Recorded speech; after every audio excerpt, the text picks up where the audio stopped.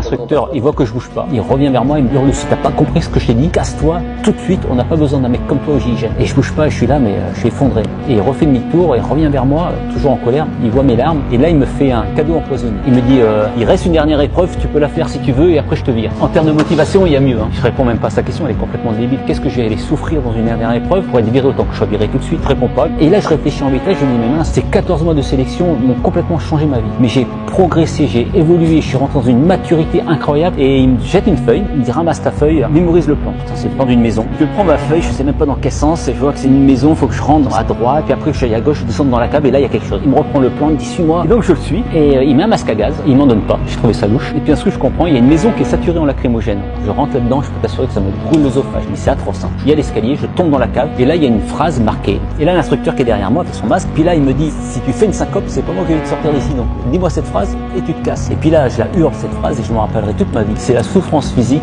n'est rien à côté de l'échec. Je passe ma tête par le soupirail, il y a le médecin militaire qui est dehors qui me tire et qui me met sous l'oxygène. Et là l'instructeur fait le tour, il enlève son masque, s'assoit à côté de moi, il me dit qu'est-ce que t'en penses de ma phrase? Mal où là? Je dis j'ai mal là. Il dit t'as mal là, ouais. Et tes mains, t'as encore mal? Tes mains? Oh, je regarde mes mains, elles sont toujours dans un état atroce. Je dis non, j'ai plus mal aux mains, j'ai mal là. Donc il me dit, donc ma phrase elle est vraie, la souffrance physique n'est rien à côté de l'échec. Et là il se relève, il m'attrape par le bras, il me met debout, il me pose une main sur mon épaule, il me dit tu sais Bernard, un champion, ce n'est pas celui qui ne tombe jamais, un champion c'est celui qui se relève le plus vite. Malgré ton échec, tu t'es relevé, t'as ta place au GIGN. Là, comment je suis rentré au GIGN. Et là j'ai encore pleuré encore plus. Tu sais que quand tout est perdu, quand il n'y a plus d'espoir, tu sais que tu peux encore gagner. Ne l'oublie jamais.